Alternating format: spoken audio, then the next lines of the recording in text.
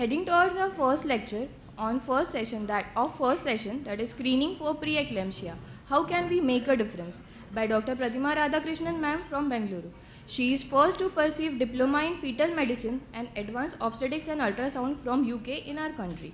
First to perform therapeutic fetoscopic laser and succeeded in performing various advanced fetal invasive procedures. Pioneered first trimester screening and diagnosis. She is being awarded with various awards for best presentation. Her main interest is in fetal diagnosis and therapy and fetal screening strategies. I welcome you, ma'am, for delivering your talk. Thank you so much. A very good morning to all of you, and of course, a very happy Valentine's Day. And it just seems the perfect time to express the love for our fetus, which we do every day anyway. For me, as far as the fetus is concerned, it's Valentine's Day every day. But to specially do something which is close to my heart on a day like this, in a place which is almost my home turf, because I'm from Nagpur. Me atta pan Nagpur thi porgi hai. And it just feels very overwhelming to me. And thank you very much, Dr. Shubhangi, Dr. Shripad, Dr. Sachin. He was the first one to tell me, Dr. Priya, Vandana, and so many familiar faces. I feel really honored and blessed to be here on this day amidst all of you. Thank you very much. And I see a lot of friendly faces in the crowd, and I feel really good. Okay, so let's get on with prediction and prevention of preeclampsia, because we know preeclampsia is one of the most common conditions in the mother, which has got a high maternal mortality and morbidity. And of course, the only treatment is delivery, right? Now, but what can we do to identify these pregnancies? So we need to identify women who are likely to develop preeclampsia. We need to have timely referral to specialist care. We need to introduce prophylaxis to reduce the severity. We may not be able to prevent it completely, but we need to introduce prophylaxis to reduce the severity. We must be able to detect the disease early, not after it has developed, or at least in the pre-disease stage, and of course monitor them very closely, very actively, and that is what is absolutely essential to improve the maternal and the neonatal outcomes. And of course, we also are aware that the clinical presentation of preeclampsia is extremely variable, and this is what is a challenge for an obstetrician at every step. And of course, there are many diagnostic dilemmas that can, cause doubts, high false positives and high false negatives, causing unnecessary anxiety as well. Now, the problem with preeclampsia is that it's the young mothers who die, right? It's the young mothers, and unfortunately, the maternity-related causes, deaths are much higher in this age group, and this is the Indian data. It's not working. It's okay. All right. Thank you. Right. That's much better.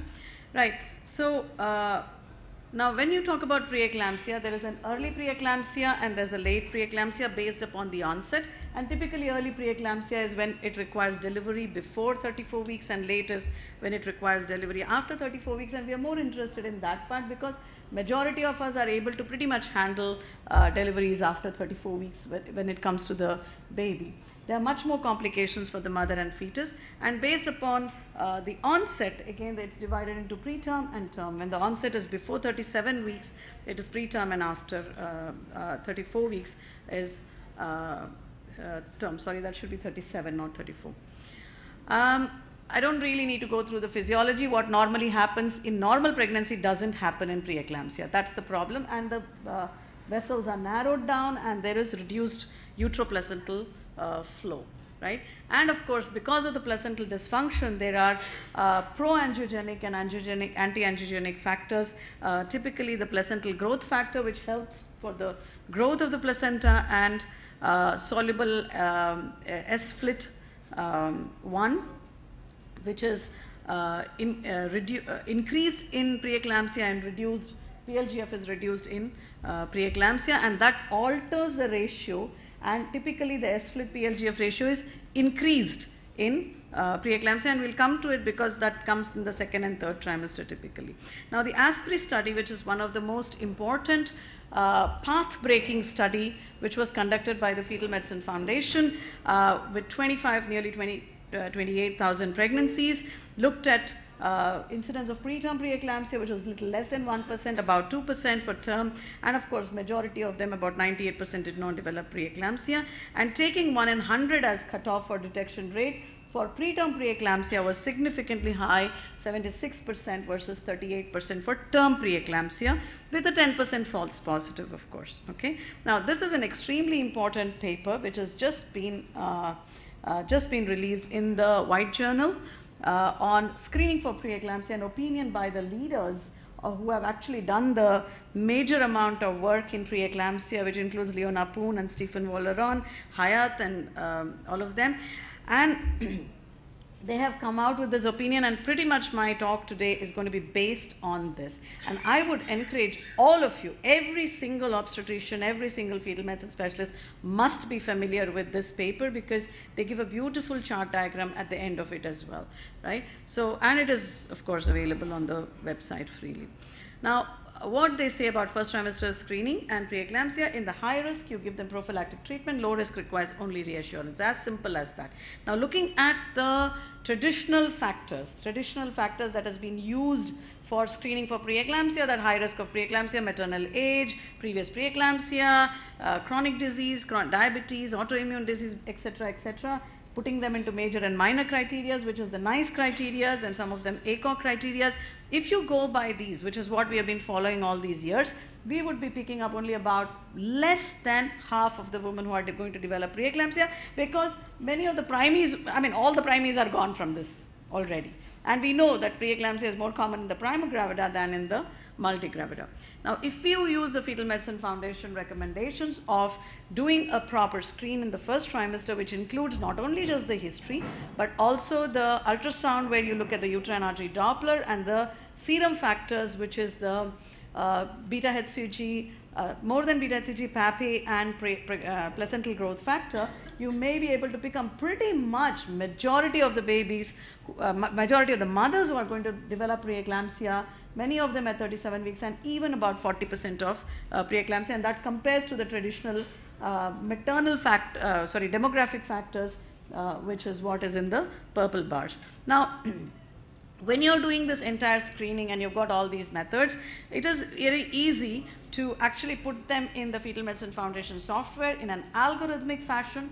If you don't have the software is also freely available. For calculators are available on the Fetal Medicine Foundation website, that is fetalmedicine.org, fetal as in F-E-T-A-L, not F-O-E, Fetal Medicine website, where you can enter all the required data and calculate just in your clinic. You can download the Fetal Medicine app on your phone, and you can calculate the risks as well by entering the data correctly, and that will give you a calculator. Now, typically what it does, it takes all the ultrasound data, it takes the biochemistry data, it takes the uterine artery, converts them into the MOM, and then calculates the risk like that. Okay, so it gives you preeclampsia before 34, 37, 42, and growth restriction as well, and typically that's a low risk result. And you can see it's not in bold, and if it's a high risk result, it will bold it up, and it will also give you a disclaimer about it is based on what. So I think medico-legally it will also become very important for us that we do it right and we do it optimally. Okay. Now, what about the detection rates? Of course, something is better than nothing always, but if you look at only the mean arterial pressure. The mean arterial pressure is very, very important, and there are automated devices on which you measure the mean arterial pressure on both sides, and you measure it at least twice, and then and they're very simply available for 1,500 rupees in the market, and they really work very well. So you use the mean arterial pressure and the uterine artery Doppler, or one of the PLG, or just two of them, your detection rate is about 60 to 70%. But just going above the demographic factors or historical factors and just taking a couple more inputs will increase it, and of course if you have more, the detection rate goes up to almost 80 to 80 to 75 to 80%. Now looking at the ASPER study, ASPER study was historical also because nearly 27,000 women were screened, and about 11% were considered high risk for preeclampsia. 2,600 were eligible, 1,700 participated, and nearly 700 to 800 in each group. With a very high compliance. Look at that, 86% compliance. That means they have been taking aspirin 150 milligrams every night after food. Compliance is extremely important, and typically I believe when you actually tell the woman that you need to take this medicine for this and this reason, they are much, much more likely to comply with the treatment than you just prophylactically just write down some medicines and just say take all these things like a cocktail.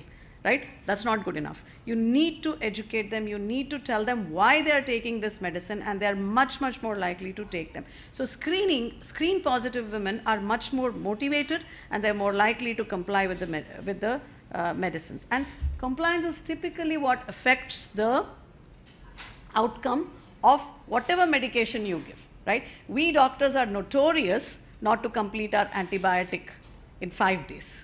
Right? Now somebody to take from 12 weeks to 36 weeks is a big deal, right? So they have to be motivated properly, they have to be educated, and these are only 10% of your population, right? There's not a huge population, but triaging is very important, okay? So what happened? When the placebo and aspirin was compared, there was an 80% drop in preeclampsia before 34 weeks, which is the preterm preeclampsia. There was a 60% drop in less than 37, that is, kind of preterm but late preterm preeclampsia, and a small but non-significant drop, but we are not so worried about past 37 weeks really, okay? So this is a big chunk of women who you can actually save from the problems of preeclampsia and to some extent fetal growth restriction as well, okay?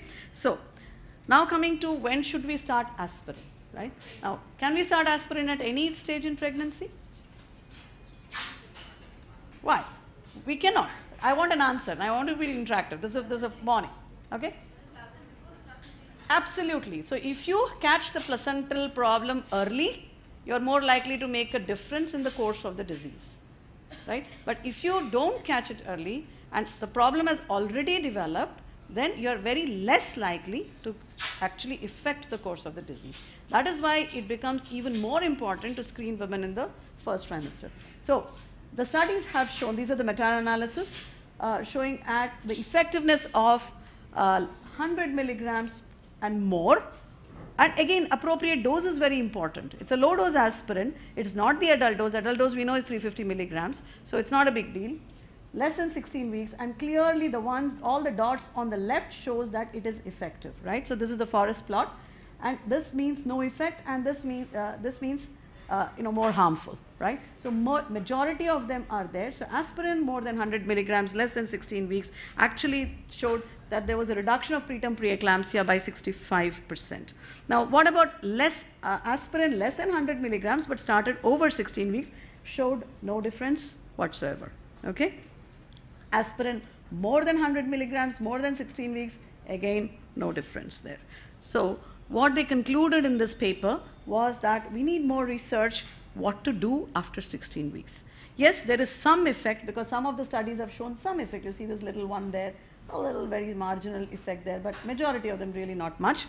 So there may be some effect after, but the effect is less comparatively, okay? But again, the dosage is also very important, not just the timing of your starting it. So from that they made the statements that algorithmic approach combining historical factors, uterine artery Doppler PI, average PI of both sides, and please ignore uterine artery Doppler notching in the first trimester. It is irrelevant because we know the second phase of trophoblastic reaction is what will actually make the uterine artery notches disappear, and it has to be bilateral to be significant, not unilateral, okay? So then mean arterial pressure and placental growth factor, which is primarily, because PAPA is not as effective, it's effective but not as effective. Placental growth factor is better. So if you have to choose a biochemical marker, then you would choose placental growth factor. Okay, so 100 milligrams to 150 milligrams, 150 was used in the ASPER study based on the evidence that was available at that point, but basically it must be more than 100 milligrams. And anybody who has a risk of more than 1 in 100, which is more than 1% chance of developing preeclampsia, will benefit from taking aspirin and continue right up to 36 weeks. Okay? So it's very clear. And of course, there is no role, absolutely no role for universal aspirin, because we are scientists, we are clinicians, we have to go research based. We cannot be giving aspirin like peppermint to everybody. Right? To me, there is absolutely no evidence for that. In fact, you will actually end up doing more harm than good if you go around giving aspirin to everybody just like in case. There is nothing like just in case. We have to believe, if we are scientists, we have to believe in science that is there and follow that religiously till the time that we have evidence otherwise, right?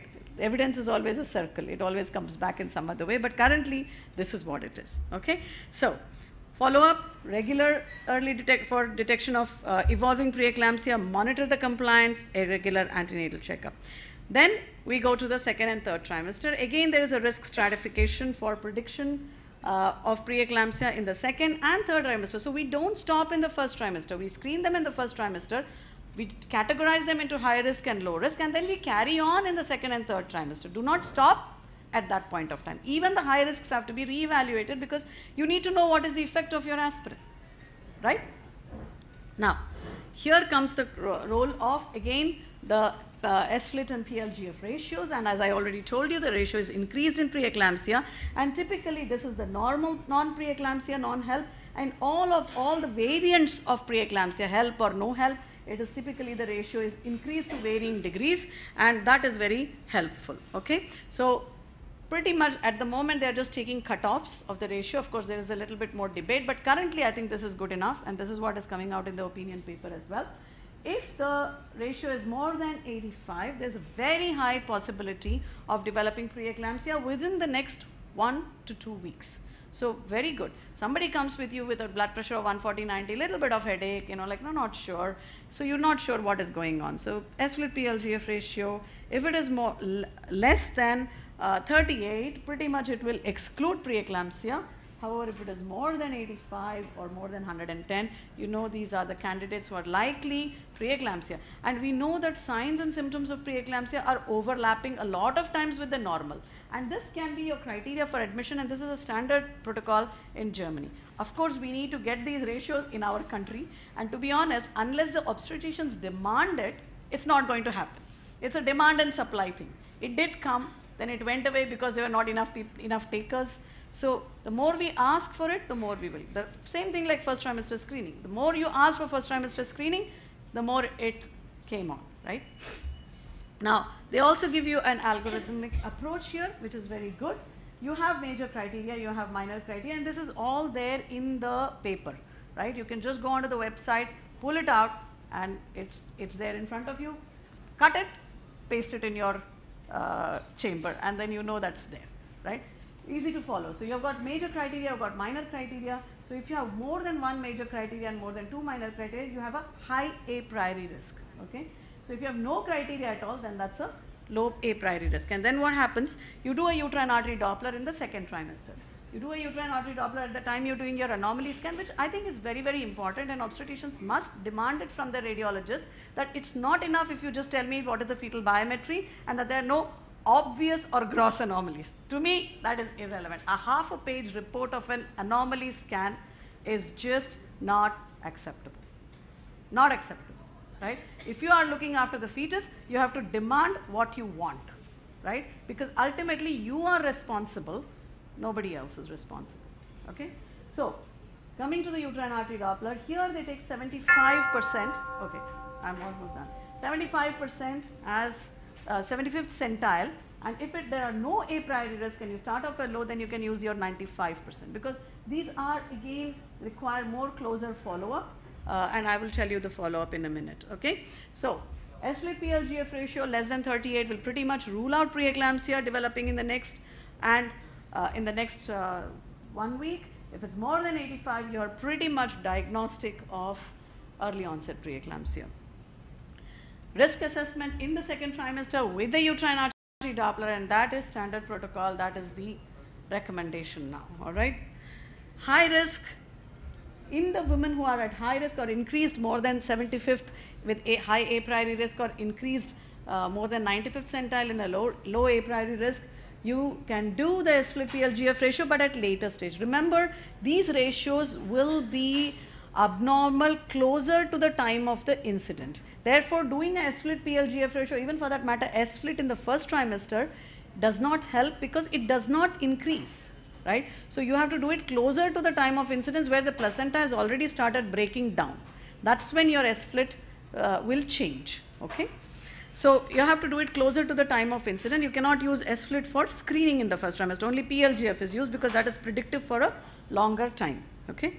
Now, you do your uterine artery Doppler at 18 to 24 weeks, maternal factors, mean arterial pressure. I think mean arterial pressure must be done by everybody. It's simple. Look at your angiogenic markers. You repeat it at 30 and 35 weeks because anyway you're going to do a growth scan, right? Majority of us do a growth scan between 30 to 36 weeks. Repeat your uterine artery Doppler. It does not take you more than 30 seconds, right? Simple, straightforward way of doing things, okay? And you do a risk assessment again, repeat again, because you want to not only catch the early preeclampsias, but don't you want to catch the late preeclampsias? You don't want somebody coming in fitting in labor, do you? You don't, right? Because that will also increase your morbidity. And if she is high risk in the first trimester, you keep her high risk throughout. You don't de-categorize them, okay? So if first trimester high risk, she's on aspirin, second trimester uterine artery Doppler normalized, be happy, very likely your aspirin is working, right? So it may be working, it may not be working, we don't know, but it is working, right? Because they did not give aspirin in the low risk population, remember. So we don't know how many of the high risk would have anyway naturally converted to low risk. But yes, let's say aspirin is working for at this moment of time, okay? So in the low risk, high uterine artery Doppler, then they get up categorized to high risk, right? So simple, and then they give this beautiful chart diagram, which is what you should be having in your on your table in every single, you don't need to, okay, take a picture, that's all right, but it's there in the paper, right? And if you can't get the paper, Dr. Shubhangi, I will email it to you, right? It's a very simple, easy to understand paper. Thank you very much.